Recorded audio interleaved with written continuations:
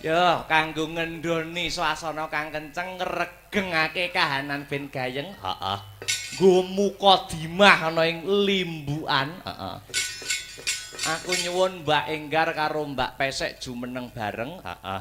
Tembange gedrukne lali janjine. Wis ya. Karepen nggo Mukadimah ana ing season limbukan iki. Ngono, Mak. Heeh. Mbak Enggar karo Mbak Sri Wahyuni utawa Sri Pesek bisa. Yuk monggo berdua berdiri lagune lali janjine gedrukne Asta Brata. Suka. Yuk.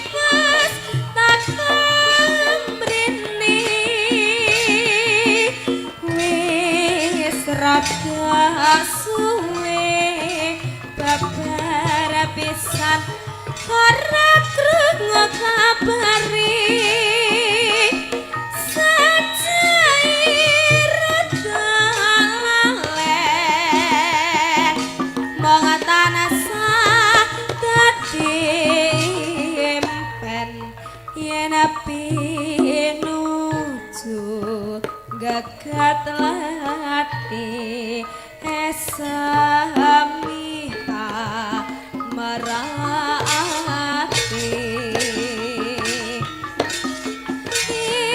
diberi kangen moga-moga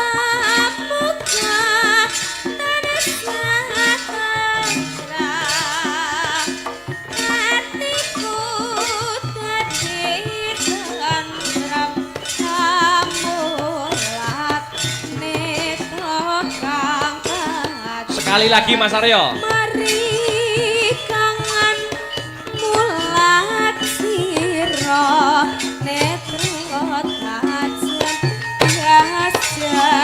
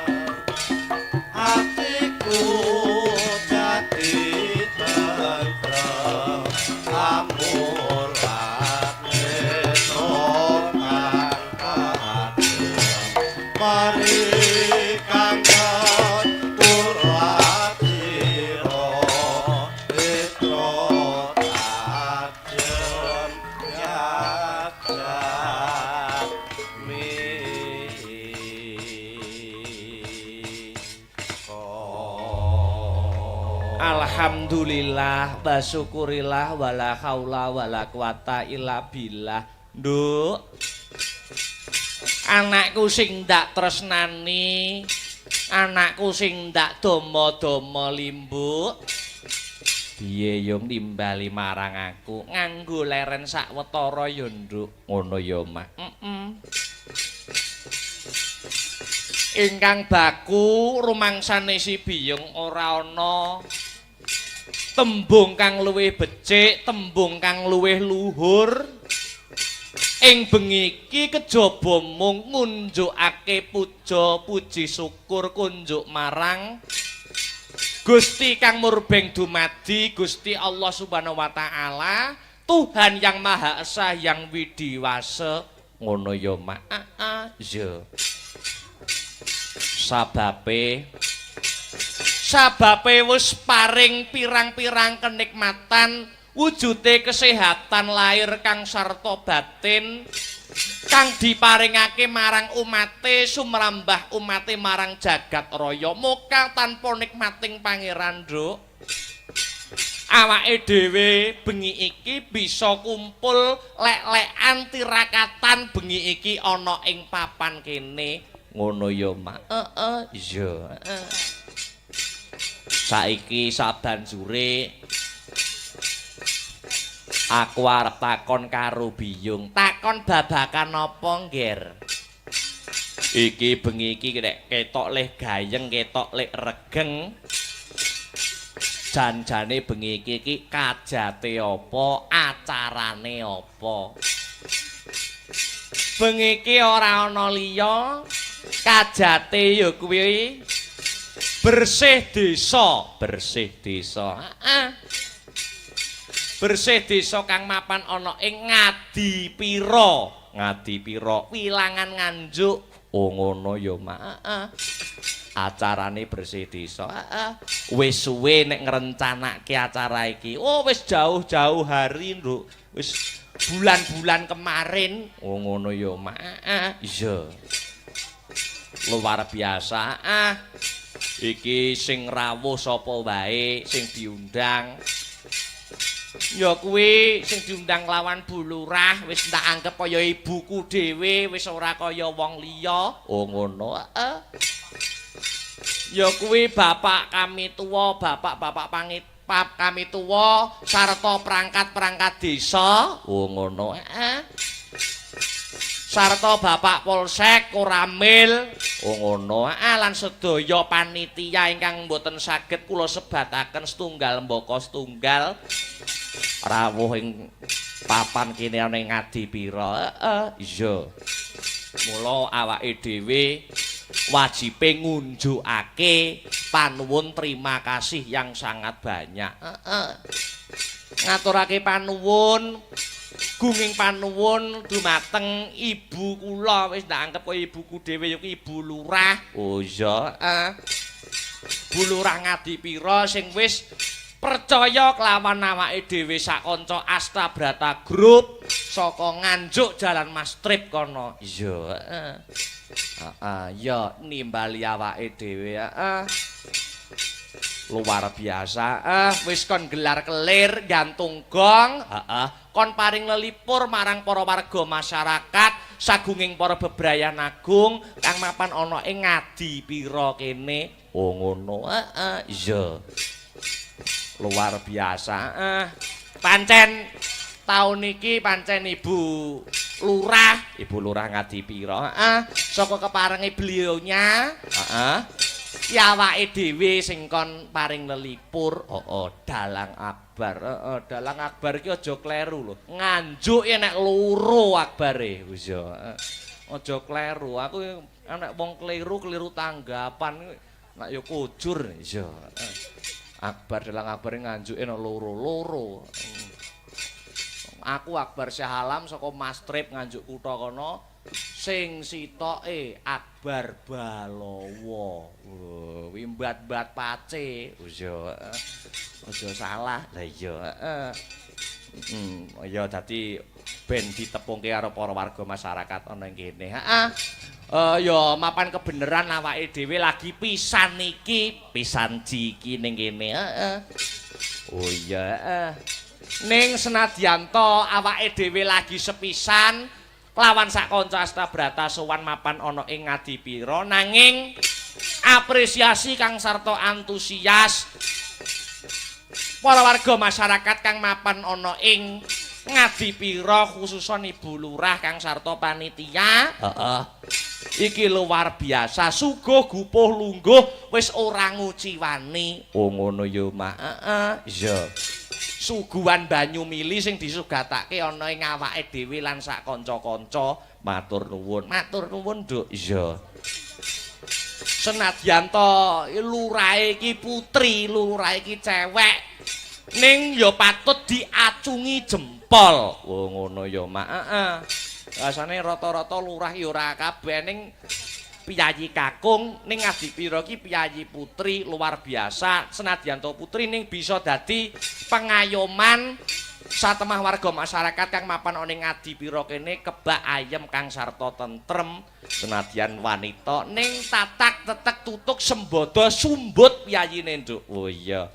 Kok biyung kandha sumbut ki piye? Wayangan bengi iki dana iki saka Ibu Lurah dhewe. Oh ngono. Yen ora kleru kabar sing ndak tampa ki urunan warga ki nggur diku slametan. Oh ngono.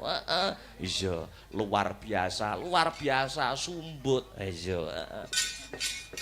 Ora kok urunan warga ya ning kok ngenyang. Iya. Beda karo kene. Beda sumbut tok, Nduk. Iya, luar biasa. Hebat tenan lah awake dhewe iki ning wilangan ki wis ora kaya wong liya kok, Nduk. Ora kaya wong liya. Heeh. Ibaratne kena diibaratne no. Kebo mulih marang kandange dhewe. Oh ngono. Wis dienggo latar. Ya. Heeh. Njegong wis langganan, tampang wis langganan.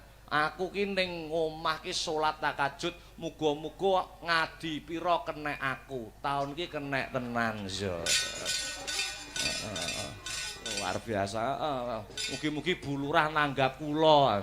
Salat wengi aku sakniki anu sewulan iki nak ning Tulungagung acara kampus KKN. Aku ki ning kamar ki salat tahajud terus. Ya.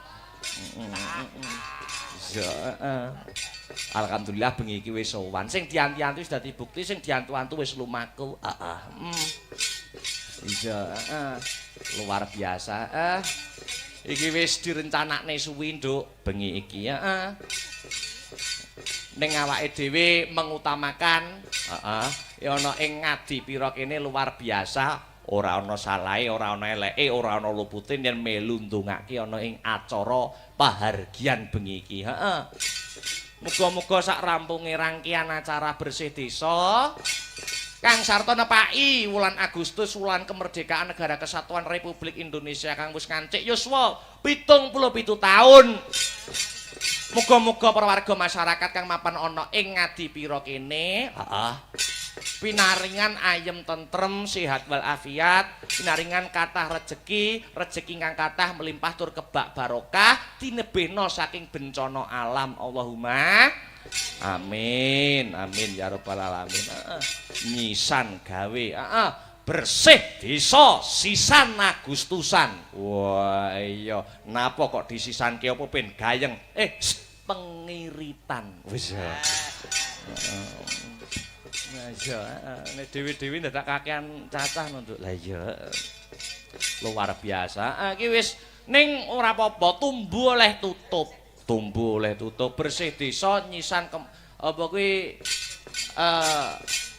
mengeti Agustusan iki wulane Agustus iki tegese bersih desane ning kene iki temane tema kegotong royongan, kebersamaan, Bhinneka Tunggal Ika Tanhana Dharma Mangruwa. Senadyan beda-beda ning tetep manunggal warga Ngadipira.